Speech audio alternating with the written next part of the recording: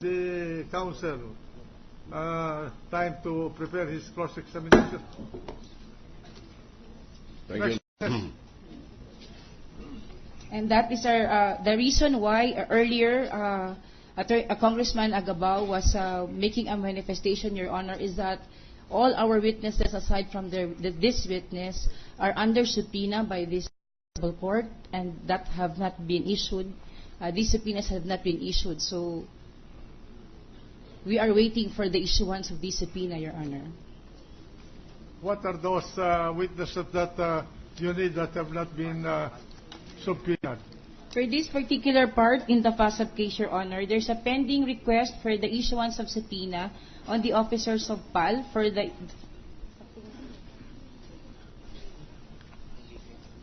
Mr. Enrique Javier, Vice President, Sales of Philippine Airlines, and Ms. Ria Carrion Domingo, Vice President of Product Loyalty Marketing of Philippine Airlines.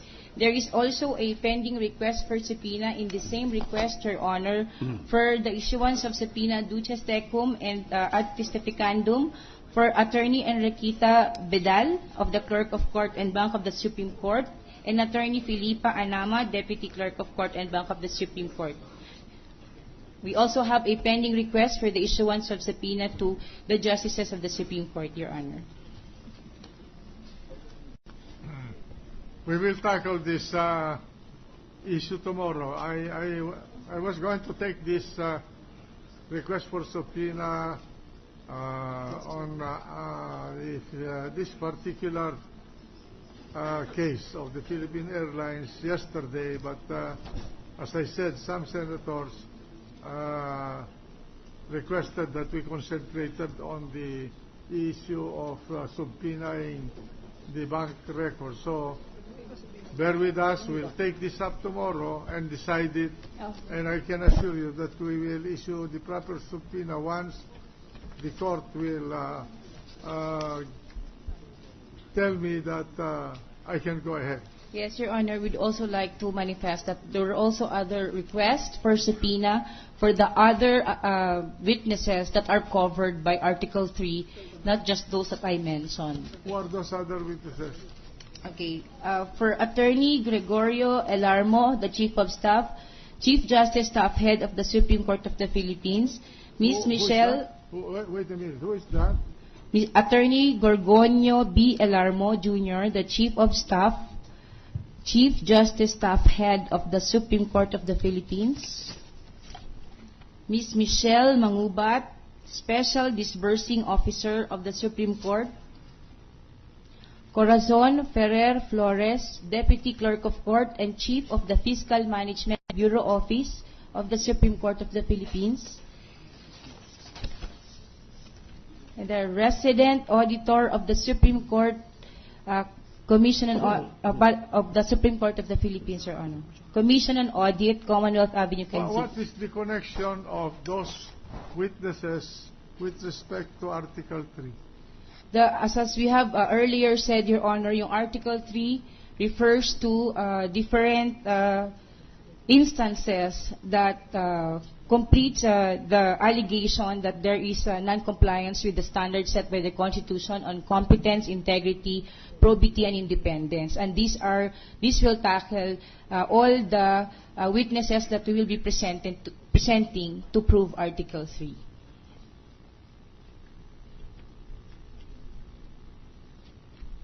I will read to you the article. Yes, Your Honor. Respondent committed culpable violation of the Constitution and or betrayal of the public trust by failing to meet and observe the stringent standards under Article 8, Section 7, parenthesis 3, close parenthesis, of the Constitution that provides that, quote, a member of the judiciary must be a person of proven competence, integrity, and probity, close quote, in allowing, these are the basis of your charge, in allowing the Supreme Court to act on mere letters filed by counsel which cause the issuance of flip-flopping decisions in final and executory cases, in clearing and excessive entanglement with Mrs. Arroyo, in creating rather an excessive entanglement with Mrs. Arroyo through her appointment of his wife to office, and in discussing with litigants regarding cases pending before the Supreme Court. What has the financial records of the Supreme Court got to do with this article? We would like to ask Congressman Fariñas to amplify, Your Honor.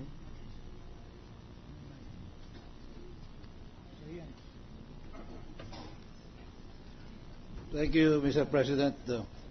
Yung usapin po dito, meron po kasing alegasyon sa complaint na patungkol po dun sa paggugol ng mga pondo ng gobyerno para sa personal na gamit ni Chief But that Justice. is not alleged in your Article 3.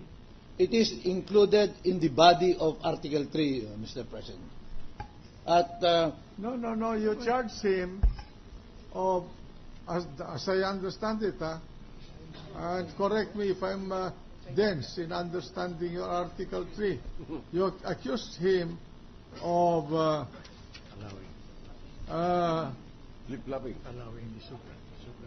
not being competent, not having integrity, not having probity, and not having the proper independence in allowing, etc. But there's nothing about financial disposition, financial disbursement, or anything of the sort. Opo, nasa loob nga po ng article because Loob lang. in the article, in the body of the article, Mr. It is in President, the discussion. in the allegations, Mr. President, because What paragraph? if you will, this is paragraph 3.4.9. It says here, Mr. President, that the respondent reportedly dipped his hands into public funds to finance personal expenses, numerous personal expenses that have nothing to do with the discharge of his official functions, such as lavish lunches and dinners, personal travels and vacations, and fetes and parties, have reportedly been charged by respondent to judicial funds. In essence, respondent has been reportedly using the judicial fund as his own personal expense account, charging to the judiciary personal expenditures. At yung sunod po na artikulo, nakalagay din po dito, it is therefore apparent that there is a reasonable ground to hold respondent for the reported misuse of public funds and in acts that would qualify as violations of the Anti-Graft and Corrupt Practices Act, including malversation of public funds and use of public funds for private purpose.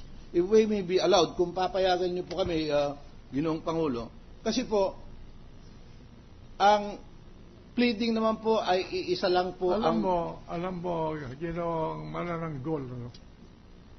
Ang problema natin dito sa grounds ninyo, na naka-enumerate dito sa page 11 ng inyong querella o articles of impeachment, ay simple yung inyong aligasyon na yung sinasabi ninyo na walang competence, integrity, probity at independensya yung nakasakdal dahil pinayagan niya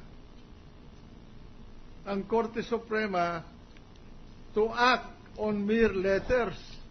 Yung mga sinasabi ninyo ay wala dito Inaamin ko po, Karagdagan yun. Paano ngayon sa pagbubutuhan namin dito, pagbubutuhan namin yung mga paragraphs na yun? Hindi ganun ang